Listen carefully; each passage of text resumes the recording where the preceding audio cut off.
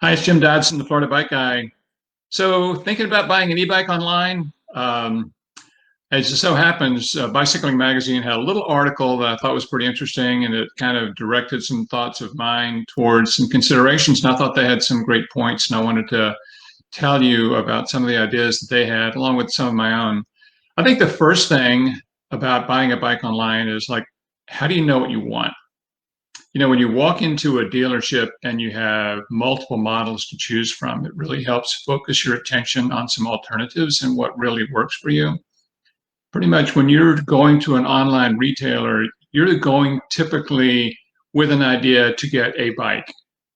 But there's so many, considerations that go into getting that bike. What kind of riding are you going to do? What that might dictate the wheel size. 20-inch wheels are becoming popular, 27.5, 29. There's a lot of variety in just wheel size and tire width, from road width to these 4-inch tires that can go anywhere, low pressure. I think most people that I see are cruising around on a bike that has a little wider profile tire, typically has fenders. They're using it to run around town, run errands, ride their bike for fun. I think one of the things that some people have pointed out in some of the reviews we keep saying is, getting a basket or getting a rack on the back, and then what are you going to transport on that rack? And do they have panniers that'll fit on it? And what do you need to do the kind of things? Because once you get an e-bike, really helpful and handy to run down to Publix or run somewhere, run an errand, go to the hardware store. Got to carry it back in some way. How are you going to do that? I think a big consideration too, and when you're considering the online retailers, what's the weight of the bike? What are you going to do with it, and where are you going to store it, and how are you going to transport it? We get so used to picking up a 20-pound carbon bike, 15, 18 pounds, whatever it might be. Many e-bikes, the more expensive ones, tend to get into the 30s in terms of weight. But generally, there's an awful lot of e-bikes that are in the 50s and even in the low 60s in terms of weight. Where are you going to put it in the garage if you have a garage or in your apartment? Do you have room for it on the floor? I store my bikes in the garage on the wall. It's one thing to put the 18-pound bike on the wall, another thing to put a 60-pound bike on the wall. How are you going to get it onto the bike rack that you're using every day to transport your bike when you want to go somewhere? You're going to do it by yourself? Is someone going to help you? How high is that rack? These are things you need to think about and talk to the retailer about. The big decision too, and they'll help you, is that, what speed do you want to ride? Are you going to be satisfied with a class 1 that goes 20, or do you want the class 3 that goes up to 28?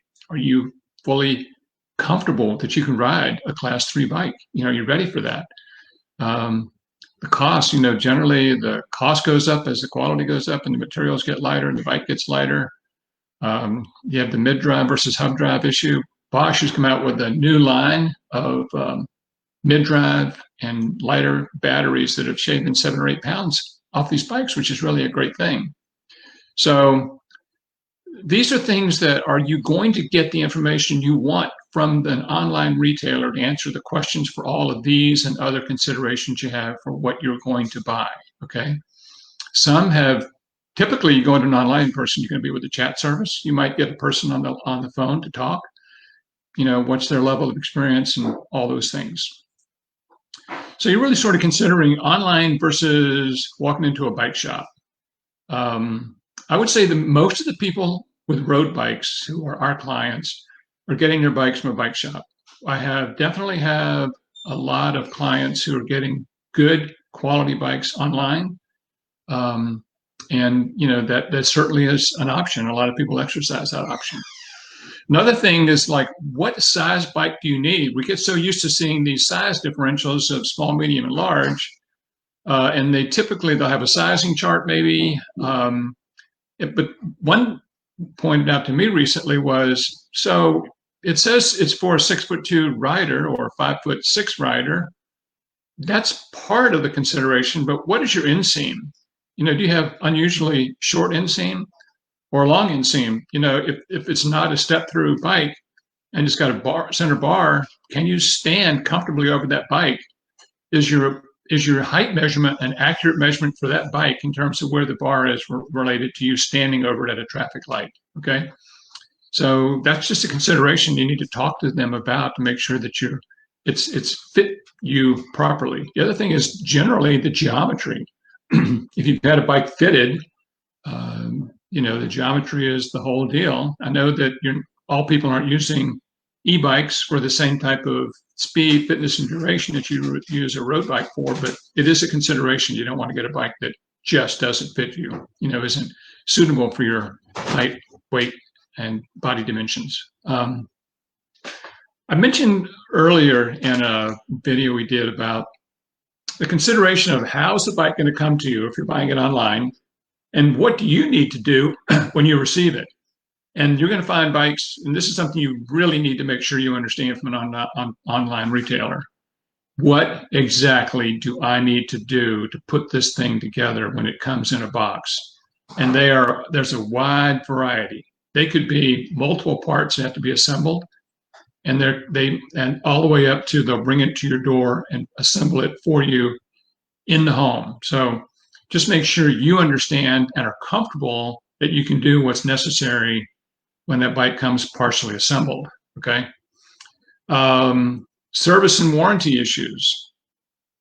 I've mentioned an earlier program about the least expensive bikes typically have service issues.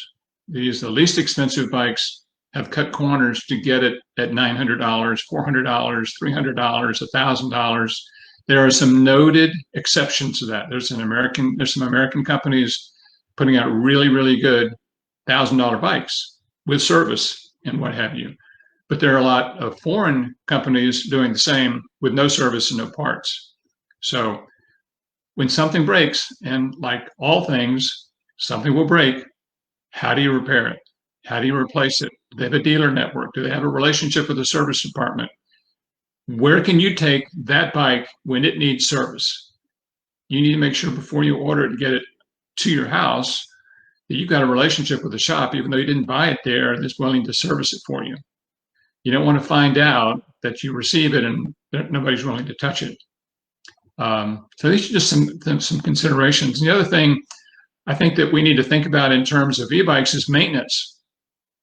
Many people ride disc brakes. They're popular on most all models now.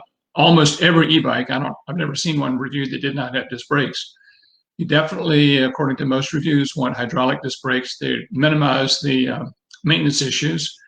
But remember that your road bike might weigh 20 pounds, but they typically have beefier rotors and what have you for the disc brakes, but they're going to wear more quickly than your road bike. And you need to make sure that you have your bike in your mind on a maintenance schedule to make sure that someone is looking at the motor, the connections, the battery, and all these things, along with your brakes and its assembly to make sure that you don't wear those brakes out and come home with no brakes on a ride.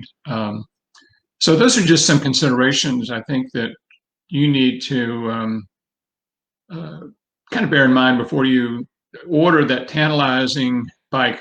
And believe me, there are some great bikes being offered online.